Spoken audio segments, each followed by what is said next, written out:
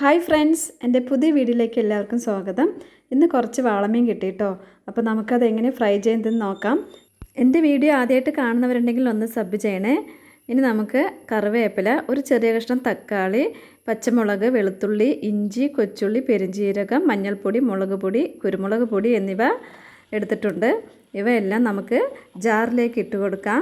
എന്നിട്ട് നല്ലപോലെ അരച്ചെടുക്കുക കേട്ടോ.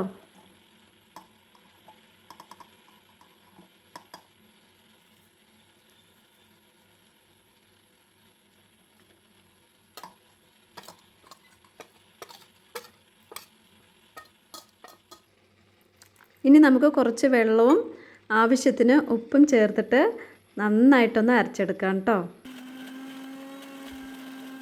നല്ലപോലെ അരച്ചെടുക്കുക. അങ്ങനെ ഞാൻ അരച്ചെടുത്തിട്ടുണ്ട്.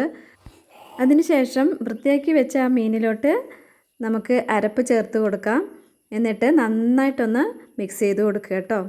കൈകൊണ്ട് ഇതുപോലെ നന്നായിട്ടൊന്ന് മിക്സ് ചെയ്ത് കൊടുക്കാം. അതിനുശേഷം അരമണിക്കൂറോ അല്ലെങ്കിൽ 1 മണിക്കൂറോ റെസ്റ്റ് ചെയ്യാൻ വെക്കുക. ഞാനിവിടെ 1 മണിക്കൂർ വെച്ചിട്ടുണ്ടായിരുന്നു. ഇനി നമുക്ക് ഒരു പാൻ വെച്ച് അതിലോട്ട് എണ്ണ ഒഴിച്ച് കൊടുക്കുക. എണ്ണ ചൂടായതിന് ശേഷം ഇതുപോലെ ഓരോ മീനും ഇട്ട് കൊടുക്കുക കേട്ടോ. എൻ്റെ വീഡിയോ കണ്ട് ഇഷ്ടപ്പെട്ട ലൈക്ക് ചെയ്യണേ. അതുപോലെ കമൻറ്റും ഇടണം കേട്ടോ.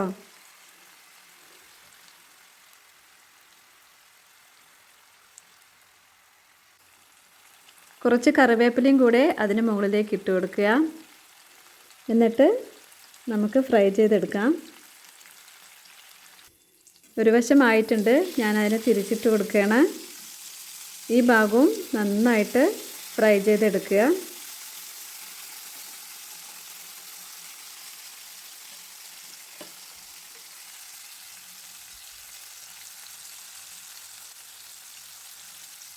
അങ്ങനെ നമ്മുടെ മീൻ റെഡി ആയിട്ടുണ്ട്.